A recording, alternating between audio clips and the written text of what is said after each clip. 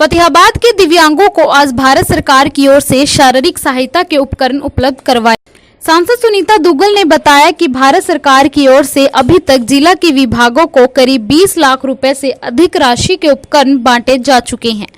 आज 55 दिव्यांगों को फतेहाबाद में सांसद ने उपकरण सौंपे। इस मौके पर आयोजित कार्यक्रम में सांसद सुनीता दुग्गल ने सरकार की इस महत्वपूर्ण योजना के बारे में दिव्यांगों को जानकारी दी।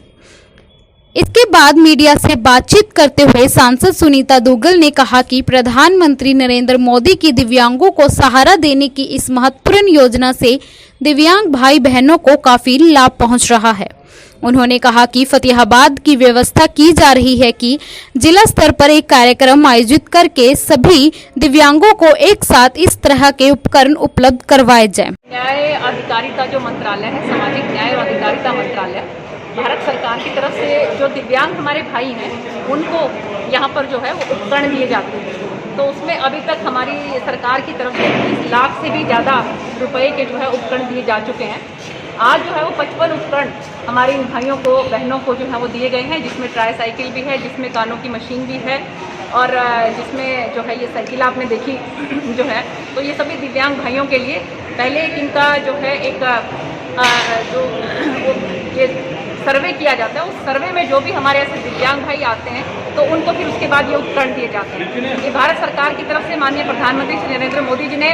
दिव्यांग के नाम से जो है ये इन सभी भाइयों और बहनों की सहायता करने की जो कोशिश की है, तो ये उसी का ही एक प्रारूप था। और ये कार्यक्रम इससे पहले भी हुए और आगे से हमारी कोशिश ये रहेगी कि जिला मुख्यालय पर जो है ये कार्यक्रम हो और बहुत बड़े रूप में हो और जितने भी हमारे दिव्यांग भाई हैं वो उससे पहले सारे सर्वे में अपना जो कुछ भी उनको दिक्कत है वो यहाँ पर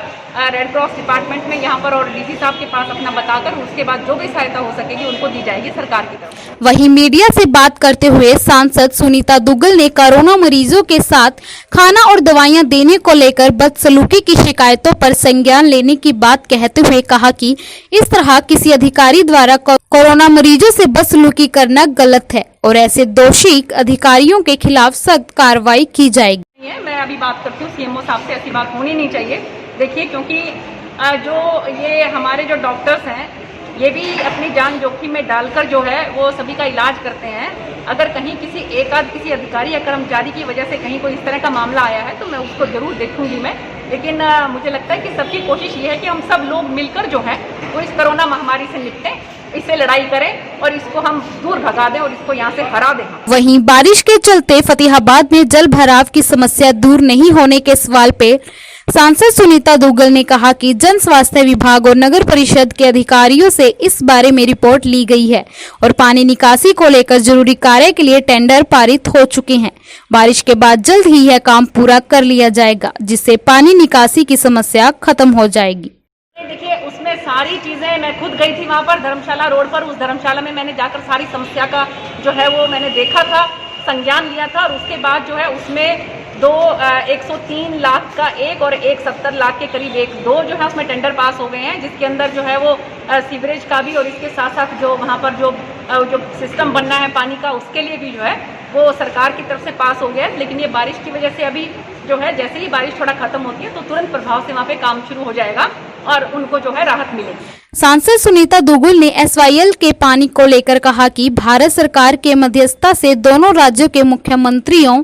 और अधिकारियों के साथ बीते दिन बातचीत हुई है और इसके सकारात्मक नतीजे भी सामने आए हैं। सांसद सुनीता दुग्गल ने कहा कि भारत सरकार की मध्यस्थता और उच्चतम न्यायालय के फैसले के साथ हरियाणा को उसके हिस्से का पानी जल्द मिलेगा। देखिए, ऐसा है कि आपने देखा ही होगा कि कल भी जो है माननीय मुख्यमंत्री श्री मनोहर लाल जी और हमारे जो पंजाब के मुख्यमंत्री हैं उन लोगों ने हमारे जो जल संसाधन के मंत्री हैं गजेंद्र शेखावत जी, उनके मध्यस्थता में एक जो बैठक करी है तो उसके बाद उनका बड़ा सौहार्दपूर्ण बैठक जो उनकी हुई है और उसके बाद अब ये निर्णय लिया गया है कि एक हफ्ते के बाद दोबारा से इसके ऊपर चर्चा होगी और वो सारी रिपोर्ट फिर उसके बाद उच्चतम न्यायालय जो हमारी है, सर्वोच्च एपेक्स हमारी कोर्ट है, तो माननीय सर्वोच्च न्यायालय को वो सारी रिपोर्ट दी जाएगी और उसके बाद मुझे पूरी उम्मीद है कि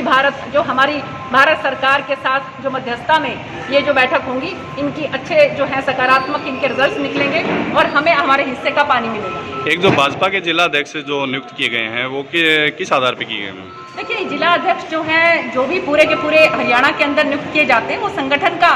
अपना एक सिस्टम होता है कि किस तरह से जो है सबसे पहले नीचे से रायशुमारी होती है। उस रायशुमारी के बाद जो निर्णय लिया जाता है, प्रदेश अध्यक्ष, हमारे संगठन मंत्री, हमारे मुख्यमंत्री जी और सभी जो अधिकारीगण हैं, उन सब के साथ जो है बैठकर निर्णय लिया जाता है। और पूरे 22 के 22 जिलों में हमारे जिला अध्यक्ष जो है नियुक्त हो चुके हैं। मैं उन सबको अपनी तरफ से बहुत बहुत बधाई देती हूँ।